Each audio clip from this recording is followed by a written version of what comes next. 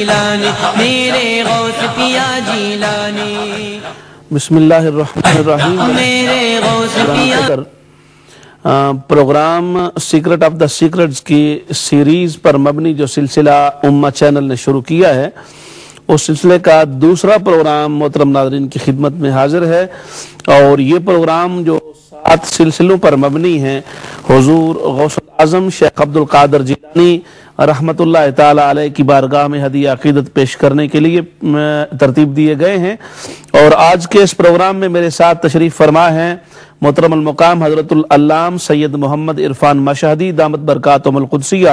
وقفہ پر جانے سے پہلے ناظرین گرامی قدر، ہمارا سوال جاری تھا کہ حضور غوث پاک نے اپنے آپ کو سید کہاں کہا اور کیوں نہیں کہا، اس پر شاہ صاحب گفتگو فرما رہے تھے۔ جی شاہ صاحب۔ بسم اللہ الرحمن الرحیم۔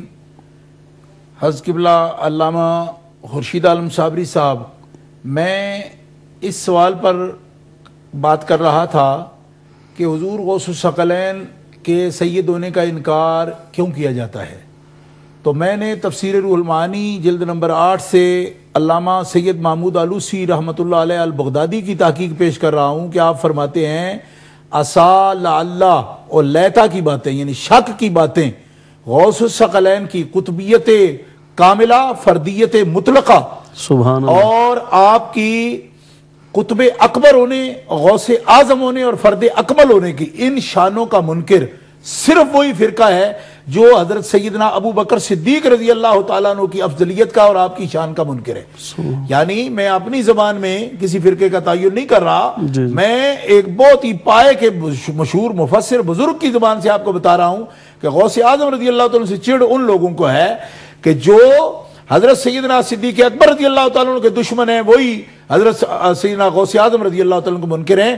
اور اس میں خاص بات سمجھنے کی یہ ہے کہ حضرت صدیق اکبر رضی اللہ تعالیٰ عنہ کی شان اقدس کا جن لوگوں نے دفاع کیا ہے، تحفظ کرنے کی کوشش کی ہے، اگرچہ وہ سید بھی ہوں لیکن یہ لوگ ان کی جان کے دشمن ہو جاتے ہیں، حالانکہ بظاہر دعوے دار ہیں کہ ہم سیدوں سے محبت رکھتے ہیں، لیکن جو سید نبی پاک کے جان نثاروں پر قربان ہو اور ان کی عزت کی بات کرتا ہو، اس کو یہ لوگ سید بھی نہیں مانتے اور اس کے در پہ ہو جاتے ہیں۔ حضور غوث الثقلین رضی اللہ تعالیٰ عنہ کا بھی ان کی نظر میں قصور یہ ہے کہ ان کی سیادت تک کے یہ منکر ہیں۔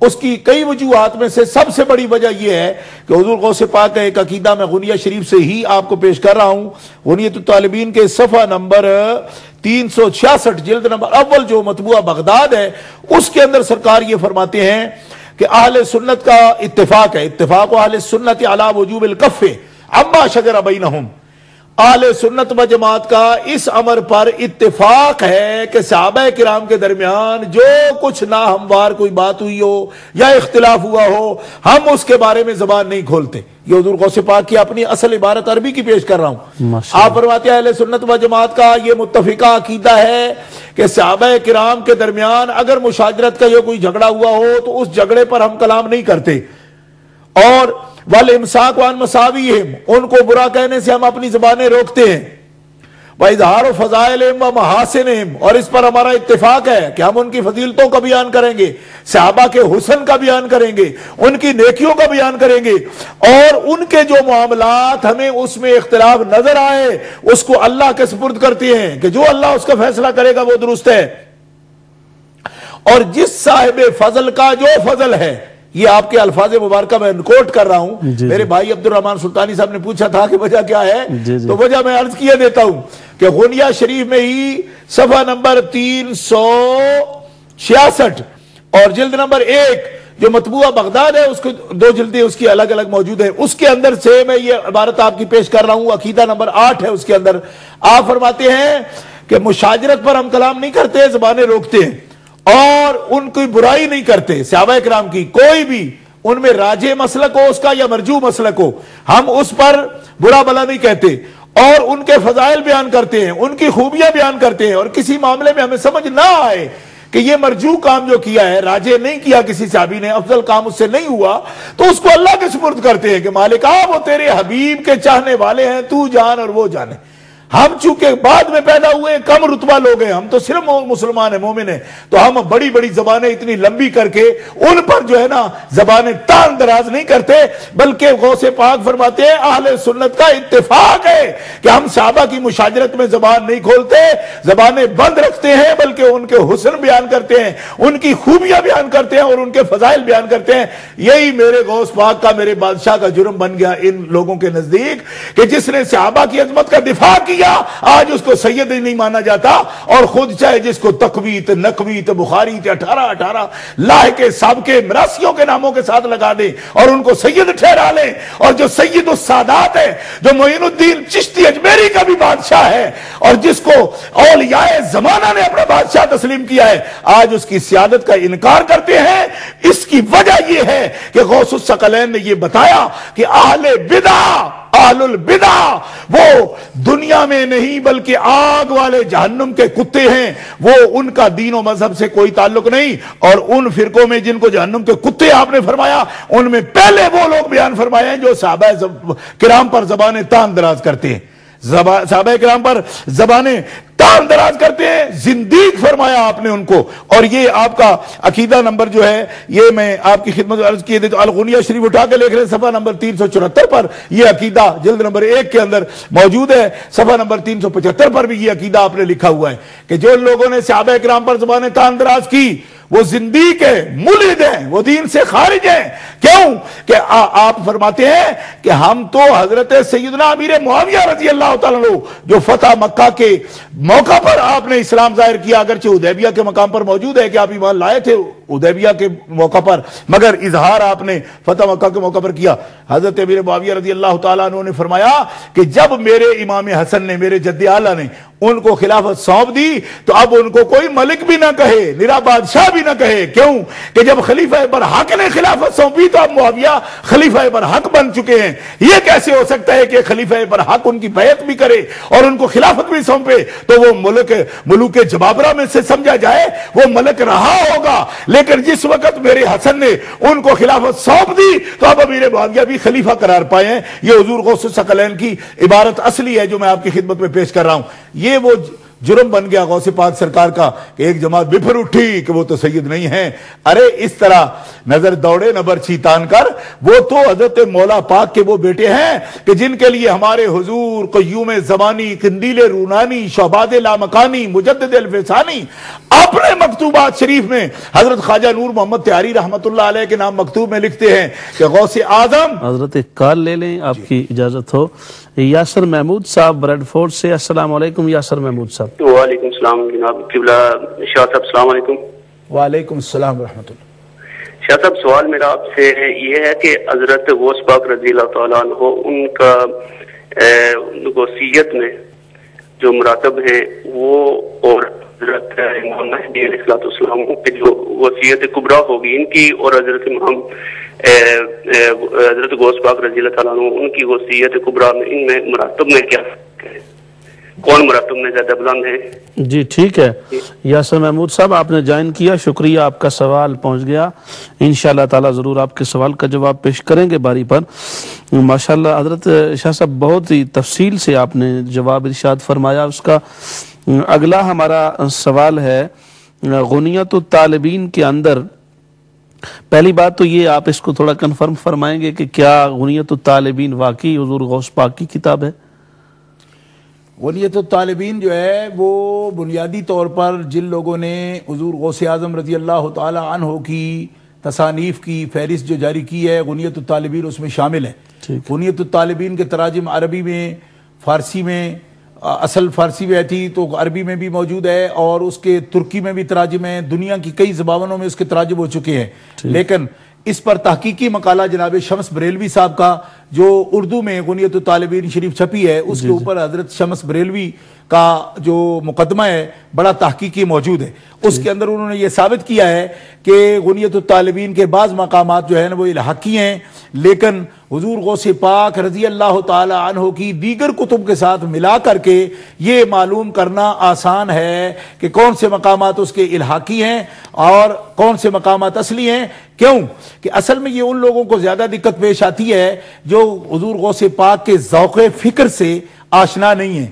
اگر آپ کی کتابیں ساری کوئی بندہ مطالعہ میں رکھے گا تو حضرت غوث پاک کے ایک ایک موتی کو، جوہر کو وہ پہچان لے گا کہ کس مقام پر کلام آپ فرما رہے ہیں. اور جناب شمس بریلوی کے مقدمے کے اندر وہ پورے مقامات کی پوری جرح اور تفصیل موجود ہے. اس میں آپ نے یہ تسلیم کیا ہے کہ کچھ مقامات اس میں الحاقی ہیں، مگر ساری کتاب کو یہ کہنا کہ آپ کی تصنیف نہیں ہے، یہ درست نہیں ہے. جی ماشاءاللہ، جزاک اللہ. شاہ صاحب نے اس کا جواب ارشاد فرما دیا.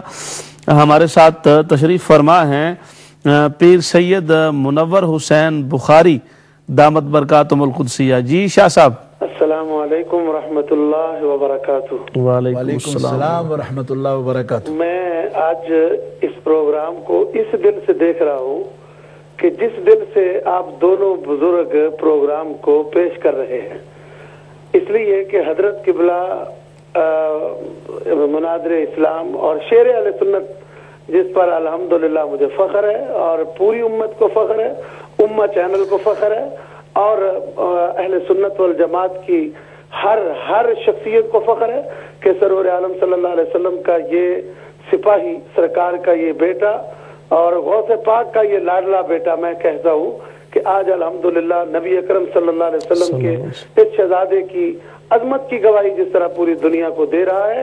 اور قیامت تک میں یہ دعا کرتا ہوں کہ مالک اس جوان کو سلامتی عطا فرما اور سرور عالم صلی اللہ علیہ وسلم کے دین کی جو بولی پوری دنیا تک پہنچا رہے ہیں. امہ چینل پر میں صرف ایک آج درخواست کروں گا کہ علامہ خورشید عالم صاحب جس شاندار طریقے سے آپ لوگ رہبری کر رہے ہیں امت مسلمہ کی اور مسلک حقہ کی، اس کا اجر کوئی دنیا میں نہیں دے سکتا ماں سوا رحمت عالم صلی اللہ علیہ وآلہ وسلم کی ذات کے اور خالق کائنات کے. اللہ آپ لوگوں کو سلامتی عطا کرے. میں کوئی سوال نہیں کرنے لگا کیونکہ سوال میں کیا کروں گا، یہ تو ان کے چہرے سوالوں اور جوابوں سے بھرے پڑے ہیں، خود دیں گے انشاءاللہ. اور جس طرح رحمت عالم کے صحابہ کے دشمنوں کو ان کا جو خوبصورت وجیح چہرہ آج بول بول کر بتا رہے ہیں اور یہ بتا رہے ہیں کہ ہم ہی ہیں وہ کہ جو مصطفیٰ کی آل کے بھی غلام ہیں اور مصطفیٰ کے صاحب کے اور اولیاء کے غلام ہیں. امہ چینل ہمیشہ آپ کو یاد رکھے گا. میں یہ عرض کروں گا کہ آج پوری دنیا کو بتائیں کہ امہ چینل کا یہ شعر ہمیشہ امہ چینل کی رہبری کرتا رہے گا اور امت مسلمہ کو محبت تقسیم فرماتا رہے گا. بہت شکریہ. جزاکم اللہ. شاہ صاحب بہت شکریہ. انتہائی نوازش شاہ صاحب، آپ تشریف فرما ہوئے اور آپ نے انتہائی حوصلہ افزا باتیں بھی فرمائیں، دعائیں بھی فرمائیں. اور آج کے ہمارے جو مہمان مکرم ہیں قبلہ شاہ صاحب کی خدمت میں آپ نے بڑے پیارے الفاظ کے ساتھ اپنے جذبات کا اظہار کیا ہے. اللہ تبارک و تعالیٰ آپ کے جذبات کو سلامتی بھی عطا فرمائے اور قبولیت کا درجہ بھی نصیب فرمائے. اور یقیناً آپ کی دعاؤں کے ساتھ ہمارے سارے ویورز اور امہ چینل کی پوری ٹیم شامل ہے. اللہ تبارک و تعالیٰ شاہ صاحب کے علم میں مزید ترقی نصیب فرمائے. تو محترم ناظرین، میں اپنا آپ کا سوال جو ہمارے ساتھیوں نے پیش کیا، ہم چاہ رہے ہیں کہ آپ کے سوالات کی طرف شاہ صاحب کی جو ہے وہ ملتفت ہوں. حضرت یہ غنیت الطالبین کے اندر ایک بڑا اہم مقام جس کی بات کرتے ہیں لوگ کہ حضور غوث پاک نے جتنے مسائل آپ سمجھتے ہیں اور بیان بھی آپ نے فرمایا وہ فقہ حنفی کے مطابق نہیں کیے. تو اس پر بعض اوقات لوگ جو بس سوال وہ اتنا ہی پوچھتے ہیں جی وہ مقلد کس کے تھے. جب کہا جائے نا کہ وہ یعنی حنفی مقلد نہیں ہے تو کہتے ہیں بس ٹھیک ہے جی ہمیں پتہ چل گیا. سادہ لوگوں کو اس سے بڑی کنفیوژن پیدا ہو جاتی ہے. تو یہ ایک اہم بات ہے، اس پہ ضرور آپ کلام فرمائیں تاکہ مسئلہ یہ ہے کہ جناب علامہ صابری صاحب یہ بہت اہم سوال اور بہت اہم پیرائے میں آپ نے اس کو جو ہے نا پیش کیا ہے. شاہ صاحب معذرت کے ساتھ سوال شروع ہوگا تو اس کو کاٹنا مناسب نہیں ہے. محترم صغیر صاحب لندن سے، السلام علیکم صغیر صاحب. وعلیکم السلام حضرت شیخ صاحب، کیسے مزاج خیریت؟ جی الحمدللہ. اللہ آپ کو خوش رکھے. آپ کا پروگرام ماشاءاللہ بہت اچھا ہے، بہت انسان ہماری روحوں کو تسلی مل رہا ہے اور ہمارے ایمان میں اضافہ ہو رہا ہے. جزاکم اللہ. آپ کو خوش رکھے. بس میرا صرف سوال یہ ہے کہ جو ہمارے دوست احباب ہیں اور مسلمان دوست ہیں، اللہ آپ کو بھی خوش رکھے. اور یہ مسلمان دوست کچھ ہمارے اولیاء اللہ کے یہ راضی نہیں ہیں یا ان سے ناراض ہیں، اللہ ان کو ہدایت عطا فرمائے. اور نہ صرف یہ اولیاء اللہ کے منکر ہیں، کچھ صحابہ کے خلاف بھی منکر ہیں اور حتیٰ کہ اللہ کے لیے بھی یہ کہتے ہیں کہ اللہ توبہ نعوذ باللہ، اللہ کے لیے بدعت کا عقیدہ رکھنا ضروری ہے. حضرت شیخ بس یہ فرمائیے ایسے عقائد رکھنے والوں کے ساتھ ہم مسلمانوں کا کیا فرض بنتا ہے اور ان کے لیے کیا کریں. جیسے ان کا اپنا کتاب ہے اصول کافی، اس میں انہوں نے لکھا ہوا ہے جلد اول میں کہ اللہ پاک کے لیے بدعت کا رکھنا یعنی ان کے من سے ساتھ مغالطہ ہونا، یہ جو ہے کچھ جائز ہے، ضروری ہے. اس کے متعلق کچھ ارشاد فرمائیے. اللہ آپ کو جزائے خیر دے. شیخ صاحب آپ نے ہماری روح تازہ فرمائی، اللہ آپ کو زندہ پائندہ رکھے، اور اللہ اس ٹی وی کو بھی اجر عطا فرمائے جو ہماری رہبری رہنمائی فرمائے. اس کی مجھے اجازت دیجیے. السلام علیکم. وعلیکم السلام ورحمۃ اللہ. جزاکم اللہ. محترم صغیر صاحب آپ نے لندن سے جوائن کیا، تشریف آوری کا بہت شکریہ. انشاءاللہ تعالیٰ باری پر ضرور آپ کا سوال پیش کیا جائے گا اور آپ ہمارے ساتھ رہیے، ضرور جواب پائیں گے. جی شاہ صاحب کی حضور غوث پاک حنفی مقلد نہیں ہیں. ہاں، اس سلسلے میں بڑی اہم جو ہے وضاحت وہ ضروری ہے کہ ہم اہل السنہ والجماعہ ہیں. جی جی. اور اہل السنہ والجماعہ جو ہیں وہ اس وقت فقہی طور پر علم کلام میں یعنی کہ عقائد میں ہم اہل السنہ والجماعہ ہیں، اور فروع میں فقہ میں ہم لوگ حنفی بھی ہیں، مالکی بھی ہیں، شافعی بھی ہیں، حنبلی بھی ہیں. چاروں ائمہ مجتہدین مطلق جو کہ بانی ہیں اپنے اپنے مکتبہ فکر کے فقہ میں. جی جی. اصول دین میں یہ چاروں متفق ہیں. امام ابو حنیفہ، امام مالک، امام شافعی، امام احمد میں اصول دین میں اور عقائد میں، ایمانیات میں سر منہ بھی فرق نہیں ہے.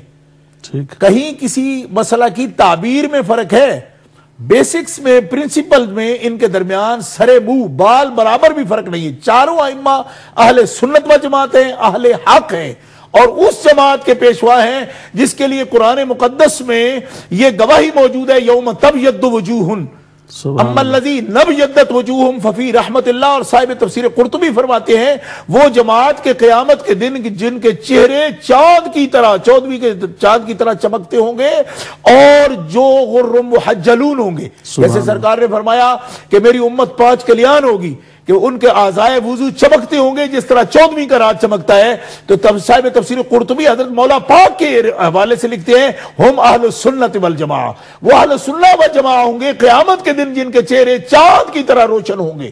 اور اہل السنت والجماعہ جو ہیں یہ چاروں امام فقہ کے امام ہیں، اور یہ صحابہ کے پیروی کرنے والے ہیں، اہل بیت اطہار کی پیروی کرنے والے ہیں، ان سے فیوز و برکات حاصل کرنے والے ہیں. حضرت محمد بن ادریس شافعی خود ہاشمی ہے، اور امام مالک بن انس امام دار الہجرہ ہیں جنہوں نے عرصہ دراز تک مدینہ منورہ میں قیام کیا، پاؤں میں جوتا تک نہیں پہنا کہ مبادہ کہیں پاؤں میرا ایسی جگہ پر نہ جائے کہ اللہ کے حبیب صلی اللہ علیہ وسلم کا وہاں پہ نقش قدم ہو. اور امام اعظم ابو حنیفہ نعمان بن ثابت رضی اللہ تعالیٰ وہ جلیل القدر امام ہیں کہ جو تابعین میں سے ہیں اور جن کو 8 صحابہ کی زیارت کا شرف حاصل ہے، اور سیدنا انس بن مالک رضی اللہ تعالیٰ عنہ سے روایت کا شرف حاصل ہے. حضرت امام اعظم ابو حنیفہ وہ تابعین میں سے وہ امام ہیں، فقہ کے امام ہیں، اور اہل سنت و جماعت ہیں چاروں کے چاروں. اب رہ گیا مسئلہ فقہ کا. فقہ میں ان کے اندر فرق ہے، اور وہ فرق جو ہے وہ رحمت ہے. وہ رحمت ہے کہ اس پر امت کے لیے آسانیاں ہیں کہ جس انداز سے بھی دین کی وہ تفہیم کر لیں، دین کو سمجھ لیں، ان میں کوئی فرق نہیں ہے. تو امام احمد ابن حنبل کے آپ مقلد ہیں، اور کل بھی ایک بزرگ نے بیان کیا تھا، یا علامہ ابن حجر رحمۃ اللہ علیہ صاحب فتح الباری نے